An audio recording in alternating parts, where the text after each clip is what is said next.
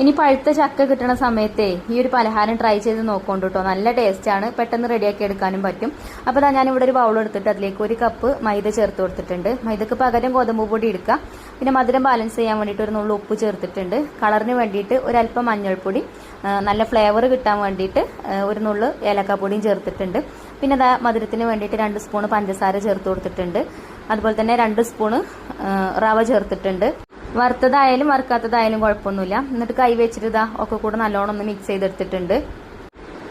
ഇനി ഞാൻ അതിലേക്ക് 1 സ്പൂൺ എള്ളാണ് കേട്ടോ ചേർത്ത് കൊടുക്കുന്നത്. ഞാൻ ഈ കഴുകി വറുത്ത് വെച്ച എള്ളാണ് എടുത്തിട്ടുള്ളത്. അതല്ല വറുക്കാത്ത എള്ള് ചേർത്താലും കുഴപ്പമൊന്നുമില്ല, കഴുകിയിട്ട് ചേർത്ത് കൊടുത്താൽ മതി. ഇനി നമുക്ക് ഒന്നും കൂടെ കൈ വെച്ചിട്ട് ഒന്ന് മിക്സ് ചെയ്തെടുക്കാം. നമ്മൾ കുറച്ച് മുന്നേ ഒരു പഴംപൊരിന്റെ റെസിപ്പി ചെയ്തിട്ടുണ്ടായിരുന്നല്ലോ. പഴംപൊരി നല്ല പൊള്ളച്ച് വരാൻ വേണ്ടിയിട്ട് ഒരു സീക്രട്ട് ഇൻഗ്രീഡിയൻസ് ചേർത്തിട്ടുണ്ടായി. നിങ്ങൾക്ക് ഓർമ്മ ഉണ്ടോ അല്ലെന്ന് അറിയില്ല. തൈര് ചേർത്തിട്ടില്ലേനോ, ആ ഒരു ഇൻഗ്രീഡിയൻസ് ഇതിലേക്കും ചേർക്കുന്നുണ്ട് കേട്ടോ നമ്മൾ.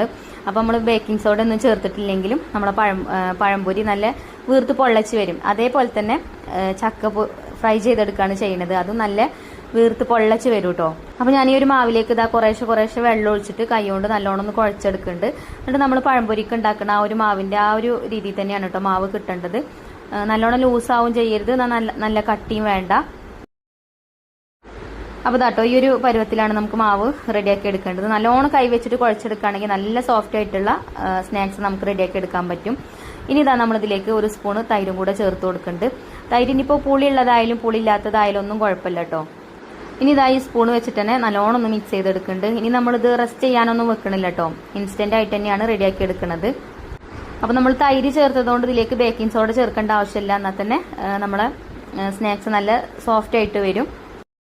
അപ്പോൾ എണ്ണ നമ്മളിവിടെ ചൂടാവാൻ വെച്ചിട്ടുണ്ട്. പിന്നെ ചക്കൻ്റെ കുരുവൊക്കെ കളഞ്ഞ് ഒരു ചക്കച്ചോള 2 പീസാക്കി എടുത്തേക്കാണ് കേട്ടോ ഞാൻ.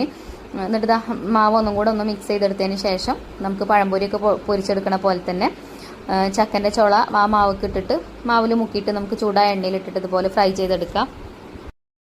എണ്ണ നല്ലോണം ചൂടായിട്ട് വേണം കേട്ടോ നമുക്കിതിലേക്ക് ഇതിട്ട് കൊടുക്കാൻ. പിന്നെ നല്ല ചൂടായ എണ്ണയിൽ ഇട്ടിട്ട് ഫ്രൈ ചെയ്തെടുക്കുകയാണെന്നുണ്ടെങ്കിൽ എണ്ണയൊന്നും കുടിക്കൂല.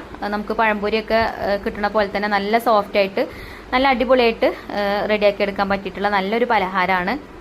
അപ്പോൾ നമ്മളെ ചക്കപ്പഴംപൊരി ഇവിടെ റെഡി ആയിട്ടുണ്ട്. ഫസ്റ്റ് ട്രിപ്പ് റെഡി ആയിട്ടുണ്ട്. ഞാനിതാ ഒരു പ്ലേറ്റിലേക്ക് മാറ്റി കൊടുക്കുന്നുണ്ട്. ഇതിൻ്റെ പുറം ഭാഗം നല്ല ക്രിസ്പിയും ഉള്ള നല്ല സോഫ്റ്റും ആയിട്ട് നല്ല ടേസ്റ്റ് ആട്ടോ അത് കഴിക്കാൻ. ഒന്ന് ട്രൈ ചെയ്ത് നോക്കുകൊണ്ട് മക്കൾ സ്കൂളിട്ട് വരുന്ന സമയത്തൊക്കെ അവർക്ക് കഴിക്കാനൊക്കെ ഉണ്ടാക്കി കൊടുക്കാൻ പറ്റിയിട്ടുള്ള നല്ലൊരു റെസിപ്പിയാണ്. അതേപോലെ തന്നെ വെറുതെ വീട്ടിലിരിക്കുമ്പോഴും അങ്ങനെയാണല്ലോ, എന്തെങ്കിലും ചായക്ക് കടയുണ്ടോ എന്ന് ചോദിക്കില്ലേ മക്കൾ. അപ്പോൾ ചക്കയൊക്കെ കിട്ടുമ്പോൾ അതുപോലെ ഒന്ന് ട്രൈ ചെയ്ത് നോക്കുകൊണ്ട്. അപ്പോൾ വീഡിയോ ഇഷ്ടപ്പെട്ടാൽ ലൈക്ക് ചെയ്യാൻ മറക്കരുതേ. Thank you for watching.